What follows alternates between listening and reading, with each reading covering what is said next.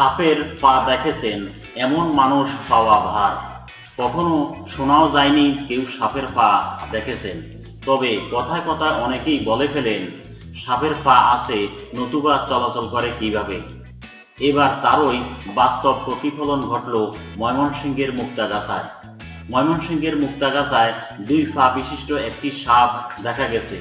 তবে সাপটিকে শুক্রবার দুপুর 12টার দিকে পিটিয়ে মেরে ফেলা হয়েছে। 2 ফুটের মৃত 2 পা বিশিষ্ট সাপটিকে দেখতে হাজার হাজার মানুষ ভিড় করে।